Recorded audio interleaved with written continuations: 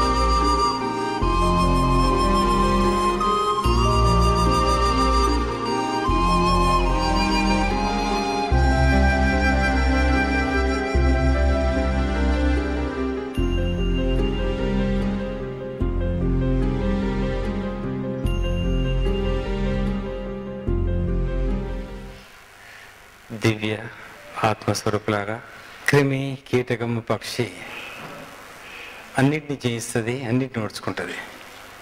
అన్నిటికంటే ఎక్కువ ఓడ్చుకునేది, జయించేది, తపస్సు చేసేది చెట్టు. ఎండ, వర్షం, చలి అన్నిటినీ భరించేది, ఓడ్చుకునేది ఓ చెట్టు.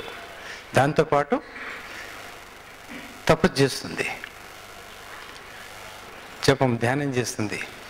చెట్టు అయి పుడితే బాగుండే, నిరంతరం నీ భక్తి చేస్తే దేవుడా, అది కూడా దట్టమైన అరణ్యంలో పెంచు నన్ను అంటాడు. దట్టమైన అరణ్యంలో నన్ను పుట్టించి నన్ను పెంచు అంటాడు. మరి దాంట్లో మహాత్ములు, మహాపురుషులు, యోగులు, సాధులు, సత్పురుషులు. మానవుడు ఎంత స్థితికి ఎదిగినా ఒక రాజపదవిని సాధించుకున్నాడు.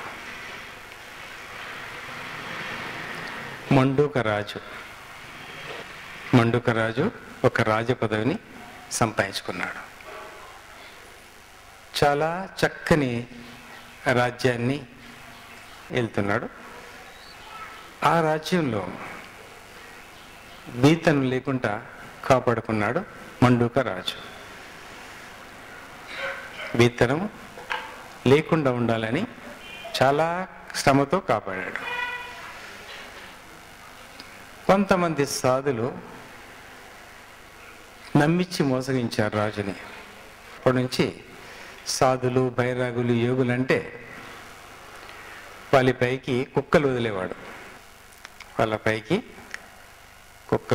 వారు పరుగులు తీస్తే నవ్వేవాడు, మంత్రులతో కలిసి నవ్వేవాడు.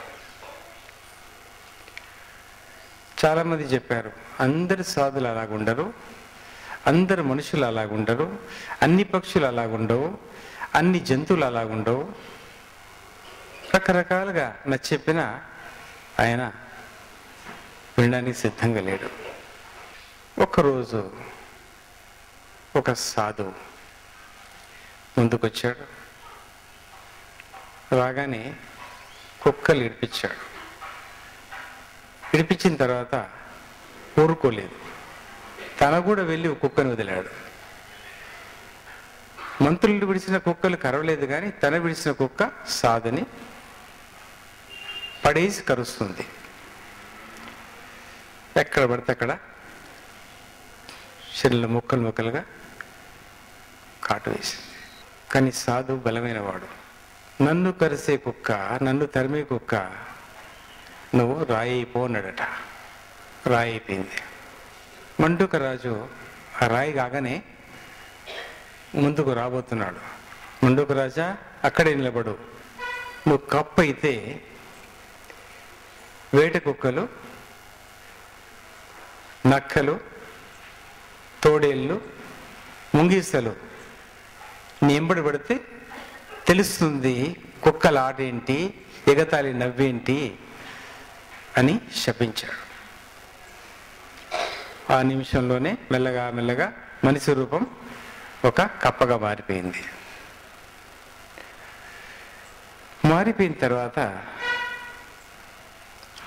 అప్పుడు కప్పగా ఉన్నాడు, కాళ్ళతో గీక్తున్నాడు, నుయ్యితో సరగ చేస్తున్నాడు నోటితో, కానీ ఏమీ చెప్పలేకపోతున్నాడు, మాట్లాడలేకపోతున్నాడు. ఆ కప్పగా ఉండి ఒక పారి మాట్లాడి, నీవు నాకు మహాత్మా అంటాడు. మహాత్మా నన్ను క్షమించు. మళ్ళీ తిరిగి రాజుగా తయారయ్యాడు ఆయన అనుగ్రహం వల్ల. ఆ మహాముని అనుగ్రహం వల్ల మళ్ళీ తిరిగి మనిషి అయ్యాడు, మాట్లాడాడు. నన్ను క్షమించండి, ఈ శాపం నుంచి విముక్తి ఎలా? శాపం మీరు ఇచ్చారు, నేను చేసింది మహా తప్పు, శాపం నేను తీసుకోవాలి, తీసుకోవడం నా ధర్మం, ఇయ్యడం మీద అధర్మం అని చెప్పలేను, అది ధర్మమే. అయినా విముక్తి ఎలా? ప్రాధేయపడ్డాడు, తల బాదుకుంటున్నాడు, రక్తం గారుతుంది, ఈ శరీరం నాకెందుకు అని రకరకాలుగా హింసించుకున్నాడు తన శరీరాన్ని. చెట్లకు కొట్టుకోవడము, గుట్ల కొట్టుకోవడము, రకరకాలుగా అక్కడక్కడే చాలా రకాలుగా నరకం అనుభవించాడు. తనంత తనే పనిష్మెంట్ తీసుకున్న శరీరానికి. ఈ చేతులతో కుక్కను వదిలితే స్వామి నేను హింసిస్తే, అది చూడండి రక్తం ఎలా కారుతుంది, మీరు ఎలా భరించారు స్వామి ఇది బాధ, నేను ఇది భరించలేకపోతున్నా, మరి తరుణోపాయం ఏంటి? నేను శాపాన్ని తిప్పి తీసుకోలేను. కానీ రామచంద్రుడు పుట్టాడు, సీతని రావణాసురుడు అపహరిస్తాడు. అప్పుడు రామలక్ష్మణులు వెతుకుతూ అరణ్యమంతా తిరుగుతుంటారు.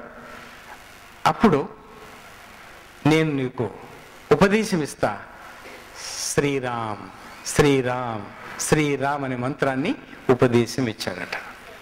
ఇస్తాను, ఈ నామాన్ని ఉచ్చరించు, రాముడు ఎక్కడి నుంచి పోయినప్పటికీ నీ దగ్గరికి తప్పక రావాలి, నీకు ముక్తి మార్గాన్ని చూయించాలి, నీకు మార్గాన్ని చూయించాలి, అప్పుడు మళ్ళా నీ జన్మ నీకు లభిస్తుంది.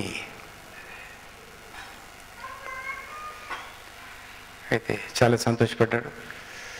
సంతోషపడి స్వామి ఈ మనిషి రూపంలో ఈ రాజు అనే పదవి మహాగర్వమైన పదవి, కామము, క్రోధము, అహంకారం, అసూయ ఎన్నో కలిసి ఉన్న పదవిది. ఎంత చక్కగా ఉన్నప్పటికీ హామ్ అనేది ఎప్పుడు ఏదైతే రాజకిరీటం ఉందో అది అహంకారంతో కూడింది. నేను నేను అని పలకరిస్తుంది, అది కదిలిస్తుంది, మెదిలిస్తుంది. అయితే నన్ను మళ్ళీ కప్పగా మారిపోవడానికి ఆస్వాదించండి.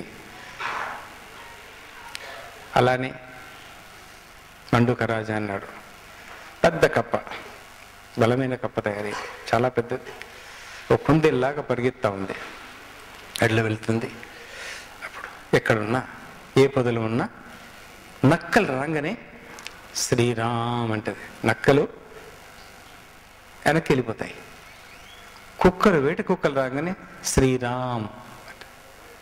ఇంకేదైనా జంతువులు వస్తే శ్రీరామ్, రామ్ శ్రీరామ్, శ్రీరామ్ రామ్, శ్రీరామ్ రామ్, శ్రీరామ్ రామ్ చక్కగా ఉచ్చారణ చేస్తూ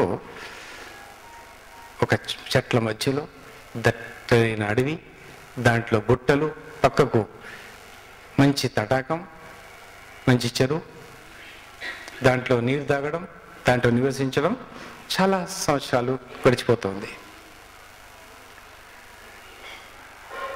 రాముడు లక్ష్మణుడు సీత గురించి వెతకడం ప్రారంభించారు, మొదలుపెట్టారు.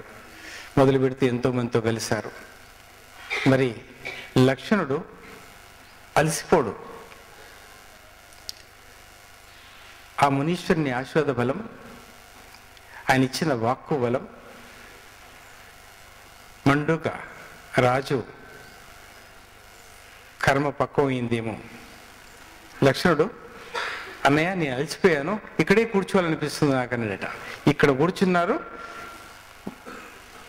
కప్ప అక్కడ ఉంది పొదలో. లక్ష్మణునికి శబ్దం వస్తుంది, శ్రీరామ్ రామ్, శ్రీరామ్ రామ్, శ్రీరామ్ రామ్ అని చక్కని శబ్దం వినబడుతుంది. ఏంటి ఆశ్చర్యం అనుకున్నాడు. ఆ శ్రీరామ్ రాముడి దాంట్లో నిద్ర వస్తుందంట ఆయనకు. అన్నయ్య ధూపు అవుతుంది అన్నాడట. నా తమ్ముడు ఎప్పుడు నాకు చెప్పడే, ఈరోజు ధూపు అవుతుంది అన్నాడు. అయితే లక్ష్మణ ఆగు, నీరు తీసుకొస్తా అని. అన్నయ్య అంత దూరం ఎందుకు, ఇక్కడే నీరు దొరకదా అనుకున్నాడు. ఆ కప్ప పొదల నుంచి గడ్డిలోకి ముందుకొచ్చింది. రాముడు అనేది తెలియదు, కానీ ముందుకొచ్చింది. దాని తర్వాత ఎలా రాముడు ఉంటాడు అనేది మునీశ్వరుడు చెప్పిండు కాబట్టి చక్కగా ఆ రాముడు ఇట్లా ఉన్నాడు, అయితే ఈయన లక్ష్మణుడు అనే విషయాన్ని ముందే తెలుసు కాబట్టి మళ్ళీ ధ్యానంతో కప్ప చూసింది. చక్కగా చూశాక రాముడు, ఏ కుక్క వచ్చినా, ఏ నక్క వచ్చినా, ముంగీస వచ్చినా, శత్రువు వచ్చినా శ్రీరామ్ అంటే చాలు, వెనక పోవాలి, లేకుంటే ఈ కప్ప కనబడదు. ఈ కప్ప కనబడదు క్రూర మృగాలకి, క్రూర జంతువులకి. అంత శక్తిని సాధించింది మండూక. కప్ప రాజైన కప్ప అయిపోయాడు కాబట్టి ఆ కప్ప ఎంత సాధించింది. సాధించిన తర్వాత ఇలా మళ్ళీ లక్ష్మణుడు అన్నాడు, అన్నయ్య నేను అంత దూరం రాలేను, అంటే అయితే పర్లేదు, నేను పవిత్రమైన గంగాజలం తీసుకుందాం, నేను కూడా తాగుతానని బాణం తీసుకొని అలా కొంచెం ముందుకు పోయాడు. లక్ష్మణుడు ఇక్కడ ఉన్నాడు, కొంచెం ముందుకు పోయాడు. కప్ప ఆ గడ్డి లోపల పెద్ద పెద్ద గడ్డి అట్లా ఉంది, దాని మధ్యలో కప్ప శ్రీరామ్ రామ్ అంటుంది. ఇలా రాముడు బాణం తీసుకొని వెళ్తున్నాడు. రాముడు అని తెలిసిపోయింది ముందే. ఆ రాముడు నా దగ్గరకు వచ్చాడా, నేను అదృష్టవంతుని అని అనుకున్నాడు, సంతోషపడుతున్నాడు. అంతలో బాణం తీశాడు రాముడు. బాణం తీయగానే రామాయణ మంత్రం మర్చిపోయి అనే విషయానికి బాణం తీసేవాడు, ఇట్లా కొట్టేందుకు సిద్ధమయ్యాడు రాముడు. అయిన తర్వాత అలా నూరు తీసింది. ఆ బాణం శరీరం నుంచి భూమిలోకి వెళ్ళి భూమి నుంచి నీళ్ళు వస్తున్నాయి బయటికి, పవిత్రమైన జలం వస్తుంది. లక్ష్మణుడు తొందరగా లేచాడు, మొత్తం తిరిపోయింది. రామనామంతో లక్ష్మణుడు హాయిగా నిద్రపోతున్నాడు, ఆనందాన్ని అనుభవిస్తున్నాడు. ఆ కప్ప నోట్లకి వెళ్ళి రామనామం నిలవగానే మొత్తం తిరిపోయింది. అన్నయ్య నీరు వస్తుంది, లక్ష్మణ తాగు, నీరు తాగడానికి వెళ్తున్నాడు. ఇలా తాగుతుంటే నీళ్లు కనబడ్డాయి. తర్వాత రక్తం వస్తుంది అక్కడికి వెళ్ళి. రక్తం రాగానే అన్నయ్య ఇదేంటి, ఏం అన్యాయం అయిపోయింది ఇక్కడ, ఏదో జంతువు ఉండొచ్చు లోపల. అప్పుడు అడిగారు, ఎవరు నువ్వు? నేను కప్పని, దీనికంటే ముందు మండూక రాజుని. ఎలా నీ గతి ఇలా అయింది, ఎందుకు అలా చేసుకున్నావు, కనీసం క్యావ్ క్యావ్ అని అనే ఒక మాట అన్న మాట్లాడవద్దా, ఒక శబ్దమన్న చేయొద్దా నువ్వు, మండూకమా చాలా ఇబ్బంది పాలు చేశావు నన్ను అని రాముడు బాధపడుతున్నాడట. ఆ రక్తం కారుతుంది మాట. రామ, ఎవరైనా ఘోర మృగాలు నా శత్రువులు వస్తే రామ అంటే వెళ్ళిపోయేది, పరిగెత్తిపోయే వాళ్ళు. రాముడు స్వయంగా బాణం తీసుకొని వస్తుంటే నా నోటి నుంచి మాట ఎలా వెళ్తుంది, శబ్దం ఎలా వెళ్తుంది ప్రభు, నేను ఎట్లా పలకగలను ప్రభు. నా రాముడే స్వయంగా నన్ను పెంచేవాడు, నన్ను ఆస్వాదించేవాడు, నన్ను అనుగ్రహించేవాడు. ఆయన నామ ఉచ్చారణతో సర్వ దుష్టమృగాలు దూరం అయిపోతాయి. చూశాను నా కళ్ళతోటి. నామం ఎత్తగానే సరే ఆడ కూర్చుండిపోతాయి, పండుకొని పోతాయి. కన్నెత్తైనా నన్ను చూడవే. అప్పుడు నా రాముడే నాపై బాణం ఎత్తప్పుడు నేను ఎలా మాట్లాడగలను, ఎలా పలకరించగలను, ఎవరి పలకరించాలి? నా రాముడే నా మీదకి బాణం ఎత్తే అలా. అప్పుడు అన్ని విషయాలు తెలుసుకున్న తర్వాత ఇప్పుడు నువ్వు నీ కోరిక ఏంటి మండుక రాజా? స్వామి, ఏం లేదు, మళ్ళీ జన్మ అనేది ఉంటే రాబోయే కృష్ణావతారంలో ఒక్కసారి మీ ఎంబడి ఉండి సేవ అందించే అవకాశాన్ని కలిగించే ఆశీర్వాదం చేయండి అంట. కృష్ణావతారంలో కలిగించే అవకాశం ఇవ్వండి నాకు స్వామి. తదాస్తోనంట. అప్పుడే ఆ రాజు తన శరీరాన్ని అలా సిద్ధమైంది. దాని తర్వాత ఆత్మ రాములలో లీలమైపోయింది. అయితే ఈ కాలంలో అత్త కోడలపై కన్నెర చేస్తే ఏం బెదిరించగలదు? కొడుకు తాగి 3 గంటలకు తప్పదాగి జూదమాడి క్లబ్కు పప్పుకు వెళ్ళి 3 గంటలకు తలుపు తట్టి, తలుపు తీయకపోతే తలుపుని బాగా కొట్టి అదిరించి బెదిరించి తాగుడు మత్తులో తండ్రిని పేరు పెట్టి పిలిచినప్పుడు తండ్రి నోరు గలుతుందా? తండ్రి నోరుతో ఏమైనా చెప్పగలడా? ఏమైనా మాట్లాడగలడా? మాట్లాడలేడు.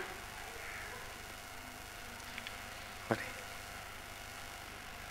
బిడ్డ, ఆవుని పూజించే బిడ్డ, ఆవుని ముక్కలు చేసి తినే వ్యక్తితో ఆవుని పూజించే బిడ్డ, ఆవుని పూజించే తండ్రి, కులహీనుని గుణహీనుని ఆవుని ముక్కలు చేసి తను తినే వ్యక్తిని తీసుకొచ్చి ఇంటి ముందు నిలబడి నా ప్రాపర్టీ ఇస్తావా లేదా, నేను కోర్టుకు వెళ్ళాలంటే నోటి నుంచి మాట వెళ్తుందా? ఏమన్నా అనగలడా? ఇస్తావా సస్తావా నాయన, వచ్చాడు, నేను అనుకున్నది సాధించాను. ఏం సాధించావమ్మా? నువ్వు తులసి పూజ చేస్తే వాడు తులసి మీకేస్తాడు, నువ్వు సూర్యుని పూజ చేస్తే వాడు పడమటి పూజిస్తాడు. ఇది నీకు తగదమ్మా.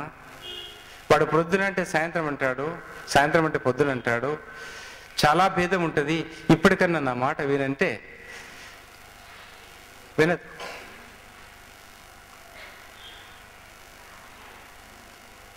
అత్త కోడలపై కన్నీర చేయడం, తల్లేని కోడలు పోతుంది ఇంటికి, కోడలపై కన్నీర చేయడం, కొడుకు తప్పదాగి ఎందుకు తలుపు ఆలస్యంగా తీసావని చెంపదెబ్బ కొట్టగానే నోట్లకి వెళ్ళిన మాట వెళ్తుందా? వెళ్ళదు. కలియుగం, కలి ప్రభావము బలమైంది. పంచభూతాలు కలియుగం వెంబడిస్తుంది.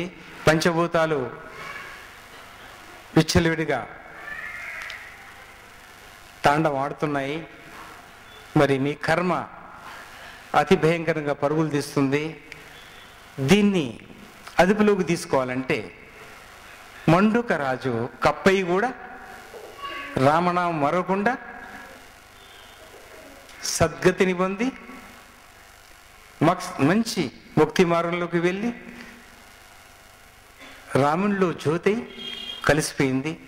ఎక్కడో వెళ్ళేవాళ్ళు ఎటో తిరగాలి, ఆ శక్తి అక్కడ ధూప అలసిపోయాను కూర్చోబెట్టింది లక్ష్మణ్ని. రాముడు కావాలంటే నీళ్ళు తీసుకురావచ్చు, కానీ లక్ష్మణుడు పోనీయడు. ఇదేంటి? దైవనామ బలం, దైవనామ శక్తి, దైవనామ మహిమ, దాన ధర్మం మహిమ, మంచి వాక్కుల మహిమ, మంచి చూపు మహిమ, మంచి వెనుకడి మహిమ, మంచి ఆలోచన మహిమ అతి విలువైంది, బలమైంది. పరమేశ్వరుడు ఆయన్ని పలకరిస్తాడు, పలుకుతాడు, వచ్చి తట్టి కదిలిస్తాడు. అవసరమైతే నీ హృదయ భాండంలో కొంతసేపు హాయిగా ఉంటాడట. ఆ ఉన్నప్పుడు చూడాలి రుచి ఎంత ఆనందంగా ఉంటుందో, ఎంత బలంగా ఉంటుందో, ఎంత శక్తివంతమైందో. మీరు అన్నీ తిన్నారు. గులాబ్ జామున్ ఎట్లా ఉందో తెలుసు, రసమలై ఎలా ఉంటుందో తెలుసు, మైసూర్ పాక్ ఎలా ఉంటుందో తెలుసు, అన్నిటికంటే కోడి ఎలా ఉంటుందో తెలుసు. చాలా బాగున్నదండి అంటారు. మన బిడ్డ మాంసం మనం తిని బాగున్నదంటాం. పోయిన జన్మ మన బిడ్డే కోడి, నక్క, పిల్లి, పందులు రకరకాల మనయే, కానీ బాగున్నదండి అంట. అది రుచి. వెన్న బాగుంటుంది అంటారు, నెయ్యి చాలా బాగున్నది అంటారు కదా. దానికంటే బలమైంది, విలువైంది, శక్తివంతమైంది దైవనామ రుచి. ఏ నామాన్ని ఉచ్చరించండి, రామ, శివ, కృష్ణ. ఏమి లేకపోతే ఏ దేవుడా నా ఇంటికి రావయ్యా, ఓ రామయ్య నా ఇంటికి రావయ్యా, ఓ కృష్ణయ్య నా ఇంటికి రావయ్యా, ఆఖరికి వెన్న దొంగ కృష్ణయ్య రావయ్య అంటే కూడా వస్తుందంట. చిన్ననాటి వెన్న దొంగ కృష్ణయ్య నువ్వు రావయ్యా అంటావంట. అంటే దేవుడు ఏ రకంగా పిలుస్తున్నా, ఏ రూపంలో, ఏ మాటతో, ఏ శబ్దంతో, ఏ రకంగా, ఏ స్థలము, కాలము ఏది లేకున్నా కానీ పిలిస్తే వస్తాడు, పలుకుతాడు, కదిలిస్తాడు.